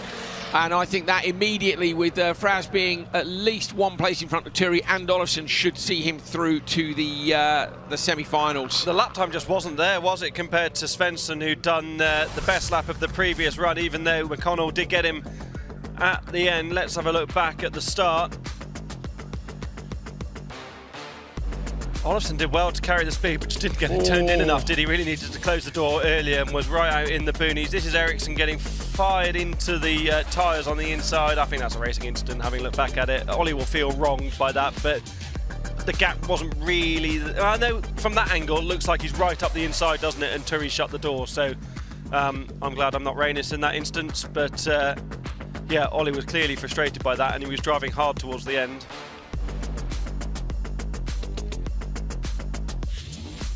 So we've got 2 more races to come. Fras, come and join us just when the session finishes. Stick around so you can see the times, then come and join us in a minute. We'll get you feedback when we know where you're at, mate. Oh dear, I'll tell you what, come jump on now and then we'll jump you back out for a second and then jump you back in at the end if you're still about. Oh, there you go, there's your headset.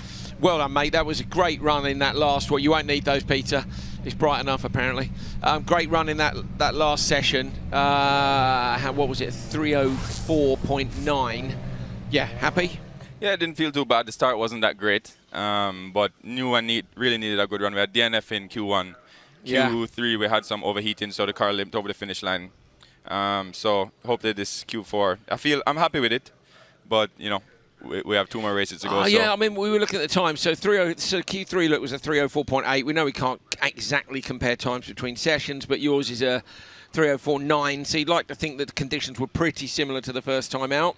Yeah, I mean, hard to say. It could be drier. The sun is hotter. But yeah, anything can play out in a race. You guys know that more than anyone. So you and Elias had good pace there, though, didn't you? Elias did the best lap of the session so far on a 57.7. And Ollie ran out front for most of that and did a 58.1. So between you and Elias, you had great pace. I can't see many people bettering that, certainly within the FC2 brigade. So what was my lap time? I only look at the fastest one, mate. We're going to have a quick look at your heat, actually. Fraz, here you go. Talk us through this. Yeah, reaction felt good. I saw that I cleared the Peugeot. And then Elias came tumbling on the outside. A really good start from him. Tried to nip him on the inside. I saw him run wide. Tried to get in his door there, but you know. Well, you did get in his door. But you know, all fair play. It was fair play, mate, with side-by-side contact. But yeah, and then had to find the wiper button again. Did you? Yeah. Looking down, I'm like, all right, which one is the wiper? We press all the buttons. Which one of these is? And whereabouts are you using your push-to-pass button here? On I the use straight? it on the exit there, coming down the hill. In my spot, I was like, come on, push the pass, it's close. You're like, I've pushed it, I'm pressing it. It's the wipers. Hang on, it's the wrong thing. The horn is going. Yeah. Hazard lights are on, yeah. Oh, mate, so yeah, complicated stuff. But I mean, it was a great, we weren't sure, we didn't see obviously both laps for both of you. Looked like you got a great joke, and then when Svensson came out, you know, in theory he should have been in front, but he didn't. So, I mean, a combination, was both your in-lap and your joker lap good? My joker lap felt solid, and the third lap, in-lap, is that what you call it? Yeah, out-lap, in-lap after the joker. All laps felt good except for the start. Okay, sweet.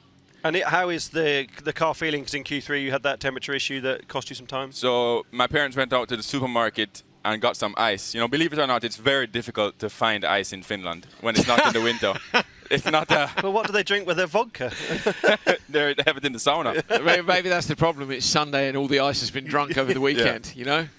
So they got ice and did what? Got ice and we put it on top of the intercooler. So you rested just ice on the intercooler? We just poured it in. It's an air box with radiator and intercooler. So we just dumped a couple bags of ice in there. We've seen that a lot in rallycross lately. They were doing that in Lusada a couple of weeks ago with a car pouring buckets of ice on top of the radiators. Yeah. Makes sense, doesn't it? Clearly very, very sensible. I mean, when I went to the start line, it was still below operating temperature. So I got to the line just in the nick of time. I'm going to have a quick drink here to get rid of some. I saw Peter, your father, with the cool bag, but I thought he was going to the bar. Yeah. Poor Peter. He gets some stick from us, doesn't he? We've got some good stories about him, but sadly they're not for broadcast.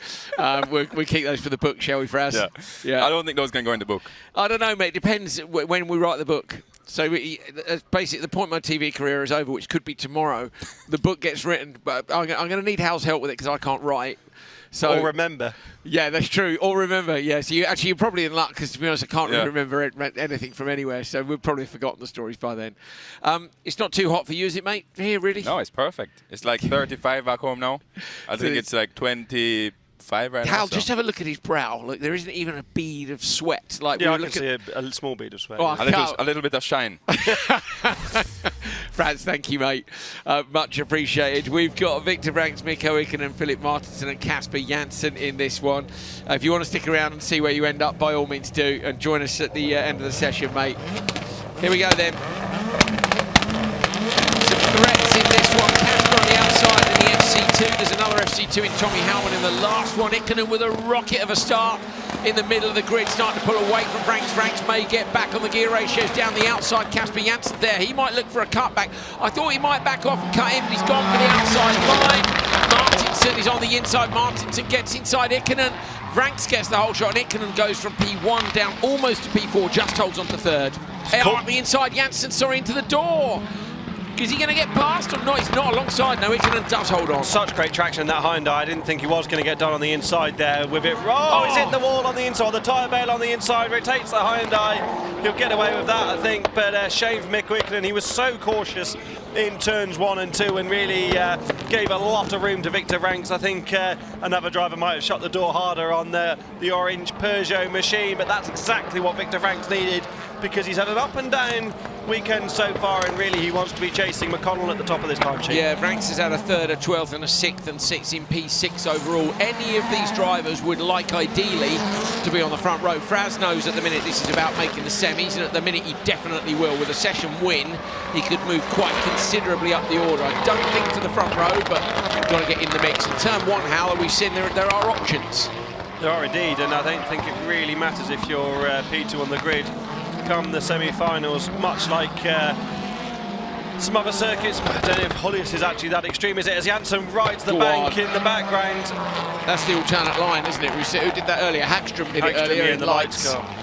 Fraz is making notes on whether that's a potential pass for the semis later on. Yeah, up the wall, there's a wall ride. This definitely is definitely on. Wipers were on for Janssen, straightens the car out. Bumps are better through there still. Philip Martinson was not pleased with how his weekend's gone so far.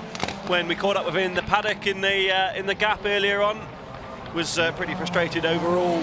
Wants to win every time on track. He's not really bothered about the AM or the pro categories. He just wants to be as high up as he possibly can, and had a bit of a miserable day yesterday. Again, the lap time is not there for Victor Ranks compared to the time done by Elias Svensson, who then got beaten by McConnell in the first race of the session. A 58.5 is actually so in the previous race winner as well. That was Ollie Eriksson, wasn't it, in race 2. Ranks jumps onto the bank on the outside. Martinson does the same as well in the background. You need to be careful, boys, there, because you can't take... You can take so much risk, but you can't take too much that it really lands the car hard on the bank. Yeah, you end up pushing a tyre off a rim or whatever, so Ranks is chasing down those times out front. 58.5, Fraser McConnell is stood just to the right of the commentary box having a look. Go on, how are you? Ikonen's done the fastest lap of the race so far, driving livid in the background, having spun with that tyre collection. Angry Ikonen. Ranks through the right-hander in the Peugeot now. This needs to be mint, drop it in on that apex, then get on the gas over the bump. Coming down, chasing Fraser McConnell's time. It's going to be close. He's going to be close. Has he done it or not? No. No, 306.0. Fraser McConnell does a Jamaican-style dance. We should have a camera on him, really. Yeah, does a Jamaican-style dance off to the side, so he still holds P1.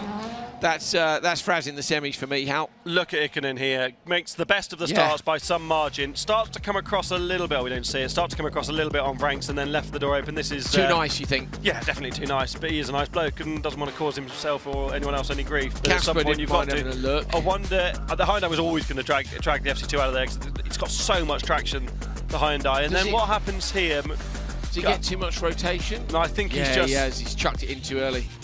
Well, I think he's just lost the rear on as the grip changed on the tarmac rather than... I think the turn in was okay, but it's just rotated more than he expected on that shiny tarmac where the loose gravel is. Got on the throttle as well, unless he was desperately trying to understeer it through. You know, you can point the nose out, can't you, and try and pull it out. But the solution to most things in a supercar is to get into the more gas, more power, more power, more power. That is Ranks driving to the line, but the time is slower than Svensson and McConnell, with only one race still to go, is there? Yeah, there is one race still to go, that is it. So Victor Ranks 306.0 goes into third. Elias Svensson is ahead of him. Fraser McConnell is at the top of the pile, so it was Fraser and Elias's race number 1 which got the job done. Track conditions so different to yesterday that it's developing in a different way. Seems to be pretty... Well, I think it's way more consistent than yesterday. Massively so, and this could be a final, couldn't it? Anton Seppa and Joni Tapainen on the inside are in the battle for TQ. There's only 5 points in between them. Linneman, Tam and Howman on the outside. Seppa gets away well, bit of wheel spin for Linneman. He goes backwards. Maiko Tam could move across, but Tapainen and Seppa will be on the inside. Seppa loses out. Tam comes across, so Seppa drops into P2. Tommy Howman's gone for the long way round. get it to the inside. Can he capitalise on that contact? He can. He gets inside Seppa. Seppa here might have just lost the TQ spot because he's dropped way back. Maiko Tam's out. How far in front of him is Tapanen? Only, yeah, Tapanen 2 cars up. So Tapanen, your favourite for TQ here. Seppa got absolutely mugged in the first couple of corners. I thought he'd done enough by just sitting in behind Tam, and then the whole pack came by in turns 1 and 2. Howman sideways across the loose. Linneman coming back from another poor start. Just didn't have the launch settings right last time around on new tyres. Who will joker first time around? I think Linneman might go. Yeah, Howman was waiting there to see what happened and then decided to stay out. Seppa also goes in the background. Didn't lose any time though, Howman, did he? You know, he was in the throttle, keeping one eye on it, just on it. Nicely done. A certain steering angle there where you can either tighten it up or open it up depending on where you want to go. And you won't lose too much time, will you? Well, there's anything. No, there's too late and there's not too late, and that was perfect from Howman. 58.2 for Maiko Tam on his opening lap. That is very competitive for an opening lap time. So Tam with clear air in front here could be a threat to the top of the table. Tapanen runs into the bank. Everybody using that bank on the outside line now. They are driving away a little bit from Howman. I don't think it's that intentional, Andrew. From that drone shot we saw before, Vigo, gosh, maybe next time around we can fly above the start of the jump because you can see where the cars are getting spat sideways and it drags the car out to the outside and you've really got not a lot of option. So is Tapanen going to go alternate strategy to Maiko Tam? Yes. Should go left now if Tam doesn't, and Tam doesn't. So in theory, this gives Tapanen the advantage, Hal, in terms of race time, if he can nail on a perfect joker. Look for Tapanen on the right-hand side and also not get caught by Howman in traffic. He's going to edge Linneman and Seppa, is he? It's going to be close with Linneman on the merge. Linneman on the right-hand side. Tapanen gets in just in front. Ulrich Linneman now could have a look down in turn 1. Linneman maybe backed out a little bit on the run down to the first corner. Comes in hot behind Tapanen. Tapanen's going to try and protect this position. He goes in tight on the inside. Linneman's done the fastest lap of the session so far. Tapanen was massaging the brakes with the left foot there at the joker merge. This is what we wanted to see. Thank you, Vigo, as the cars get spat outside. Dust on the outside edge as well as it flies up to Tapanen, looking to try and take Seppa's top qualifier spot away. To do it, he really needs one of the top 3 spots out because he wants the extra points from the qualification. Wild. As he flirts just a little bit with the wall on the outside line. Gets the car straight on the exit. Tapanen is in full send. Maiko Tam and Howman going to go joker this time round. Watch for Tapanen on the inside. He goes standard lap. Linneman goes in with him. Tapanen with a big old Scandi flick on the way in. He's by the bales, but he understeers at the apex. Tam might get this, I think, on the run down to the finish line. Maiko Tam finds better traction. He crosses the line. It was a 3:04 was the target time. 3:04.0. Maiko Tam gets in front. Joni Tapanen 3:04.939. Fraser McConnell holds on to P2 by 29 thousandths of a second. And he looks pretty pleased with that. Will that be jump on with us. Will that be enough for Anton Seppa to remain TQ? That's what I'm trying to figure out, yeah. Was second, so here, and Seppa was, no, I think Tapanen... Points are there, Hal, if you need them. That's the points for positions here. They're too far away, you do it. Fraser, so Fraser, what is he going to be? P1, Maiko Tam will get, no, it's not Tam we're looking at. Tapanen's going to get 45.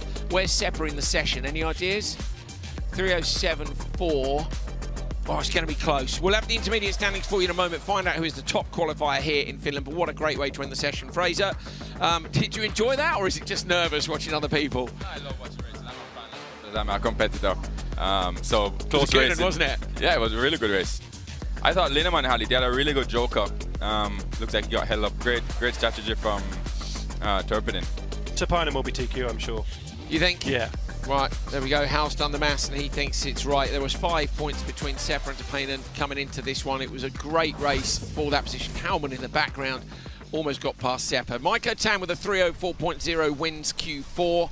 Fraser McConnell gets P2, Tapanen and Svensson P3, P4. Yeah, Seppa's down in P8. I think Hal Ridge is right. He is. Joni Tapanen takes the TQ by 1 point from Anton Seppa. Maiko Tam, Linneman, Janssen, Howman, Franks, Eriksson. Fraser McConnell comes up from P13 to P9. Svensson 10th. Ikonen and Jari Turi. Olofsson just misses out as Fraser comes into that top 12. Then Martinson and Jake Walker on his Rallycross debut, I hope has had a brilliant time. We might see Jake in the AM final. He'd qualify for that, wouldn't he? I think he would. Let me check the entries. I think so, yeah. He's got him in as pro. Come on, change that. It's his first Rallycross event. Change it. Rainis, change Jake Walker. I want to see him in the AM final. We can do that, can't we? I can't, personally, but maybe Rainis can. Yeah, we can. Fraz, what they should change it for Jake, shouldn't they? It's his first let rally. him race. Yeah. See? Let him race. Let him. We're going to start a riot if he's not in. That's it. Qualifying's done. I know it felt like 85 gazillion qualifying sessions, but we are done. Fraser, you're in the semi-finals for the four-wheel drive, whatever the different categories are. There's about 9 different finals. Have you FC2 final? Is that? FC2 final and semi-final pro. Okay, so where will you be in the FC2 final? Hang on, let's have a count down. I think I counted 5th or 4th. You were what overall? Mm-hmm.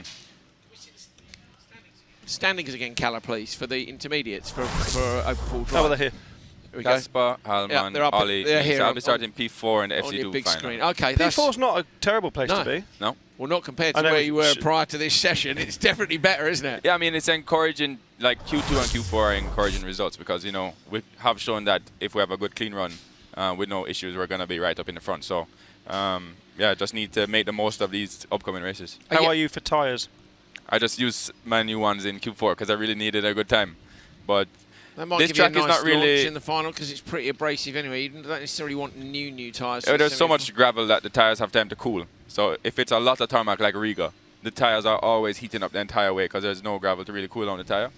But here, you know, it's a decent 50-50 split. So you're on the tarmac and then you have a decent run on gravel to cool them down. So you made a remarkably good start given that you're on new tyres, because new tyres aren't necessarily the thing to have here when there's so much grip on the start line. So that should put you in a good place for the forthcoming races, semis or finals or whatever as well. Yeah, I mean, regardless of what tyre I have on, I'm just going to be going flat out. So. That's what we like to hear. Full send medal for Fraser if he does something really impressive later on, of course. Thanks for joining us, mate. Hal, thanks, mate. Well done qualifying over and done with. We will be back at 13:25 local time. That's 12:25 CET, and I don't know, an hour before that in the UK. What's that, Hal? 11:25? Whatever. A new stream in about 40 minutes' time. Have some nice lunch or something, brunch, whatever. Bye.